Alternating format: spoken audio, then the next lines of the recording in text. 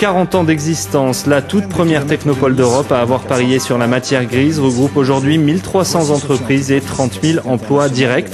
Quel avenir pour le site face à la concurrence mondiale? C'est la question que nous poserons à Roselyne Koskas, qui dirige depuis 25 ans maintenant la fondation Sophia Antipolis. Mais tout de suite, le dossier de la rédaction, comme tous les soirs, consacré ce soir à un anniversaire, celui de Sophia Antipolis, qui fête ses 40 ans. La toute première technopole d'Europe est sortie de terre en 1969. Ses fondateurs avaient fait le pari de la matière grise et de la province. Pas si évident que ça à l'époque, et pourtant le pari a été gagné.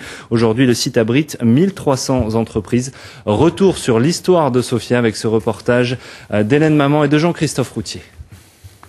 À la Fondation Sophia Antipolis, on trie photographies et une de journaux, des centaines de documents témoins d'une histoire riche en événements et en succès, vieille de 40 ans. La technopole est née sur une idée nouvelle, basée le développement économique sur la matière grise, quand à l'époque le modèle était plutôt la zone industrielle et ses industries lourdes. L'idée de cette technopole, c'était simplement de se dire qu'au lieu d'être concentré à Paris, toutes les innovations françaises pouvaient très bien profiter de la variété de nos provinces. Que tous mes amis parisiens disaient, mais la Côte d'Azur, on n'y va pas pour travailler, on y va pour se mettre le pied au soleil. À une vingtaine de kilomètres de Nice, sur 2400 hectares, au cœur d'un massif boisé, voici Sophia Antipolis, la cité internationale de la sagesse des sciences et des techniques. Depuis, l'idée de Pierre Lafitte a fait du chemin. La technopole regroupe plus de 1300 entreprises et 30 000 emplois directs dans les domaines de la technologie, de l'information et de la communication, de la médecine, de la biochimie et de l'informatique. Des activités indépendantes qui gagnent à se rencontrer sur un même site. C'est l'atout majeur de Sophia, appelé fertilisation croisée. Notre développement à Sophia, on a pu le faire depuis l'origine, c'est encore vrai aujourd'hui, aussi grâce au fait qu'il y a un ensemble de sociétés de services avec des experts, des spécialistes, des informaticiens, des spécialistes télécoms, des spécialistes produits, qui nous ont permis de répondre rapidement à des besoins quand on signait des contrats importants. Amadeus, numéro 1 mondial de la réservation pour l'industrie du voyage, est la plus grande réussite de Sophia. Mais la technopole accueille aussi des PME et des start-up. Frédéric Fourquin est un pur produit sophipolitain. Il a poursuivi ses études au CERAM et a toujours travaillé à Sophia. Selon lui, la technopole traverse une phase de transformation. La technopole dans les premiers temps est un ensemble de grandes entreprises positionnées sur le site. On a perdu certaines grandes entreprises, mais d'autres entreprises plus petites ont vu le jour. Vous n'avez pas de baisse du nombre d'employés, bien au contraire. Ça continue à grossir entre 2, 3%, 5% certaines années. La crise actuelle ralentit la croissance de la technopole sans la stopper. Depuis sa création, elle a traversé sans vraiment vaciller la crise économique d'après 11 septembre et l'explosion de la bulle Internet. Pensée comme un lieu de travail totalement intégré à son environnement, la technopole n'a pas été conçue pour y vivre. Elle rencontre aujourd'hui les problèmes d'une ville traditionnelle, habitat et transport. En 40 ans, le monde a changé. C'est un modèle qui correspondait à la vie à l'époque. Maintenant, c'est vrai qu'avec notamment le développement durable, on aime bien pouvoir, sur pratiquement sans trop bouger, à la fois travailler, se cultiver, faire du sport, habiter. La force de Sophia Antipolis, justement, c'est qu'il peut encore s'adapter. On n'est pas dans un projet qui est complètement figé.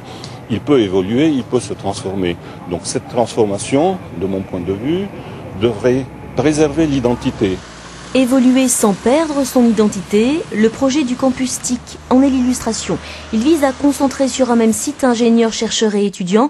À terme, la technopole rêve d'accueillir 50 000 emplois à partir de la recette initiale. L'attractivité des cerveaux dans le monde moderne, c'est un des points fondamentaux. Et je crois que ceci ne s'est pas démenti depuis 40 ans.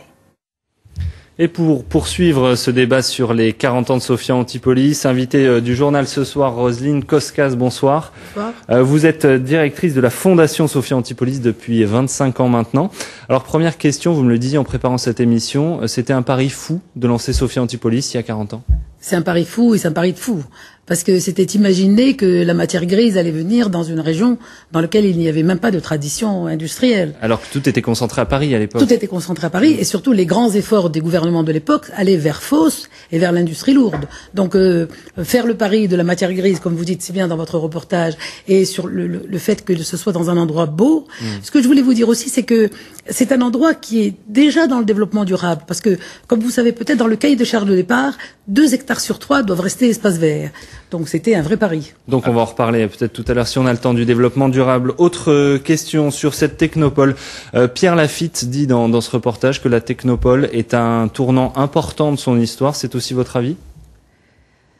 C'est-à-dire, on est assez habitué avec la croissance, depuis 40 ans que ça existe. Et, on a passé plusieurs crises, on vous le dit dans votre reportage, précisément parce qu'on est assez diversifié. Mais l'avenir, c'est aussi celui de la crise, qu'on a surmonté pas mal, mais c'est vrai qu'il faut qu'on attache davantage d'importance à toutes les industries liées au développement durable et surtout à l'international. Alors à Nice, il y a le projet Eco-Valley, de nombreuses aussi industries technologies de pointe doivent s'y installer. Vous craignez pas la concurrence ?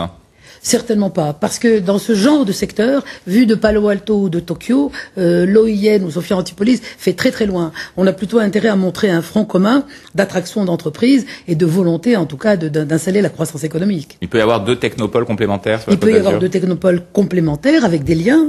Sophia est un endroit relativement petit, parce qu'on a relativement peu d'écart. Ça se compare pas à l'OIN.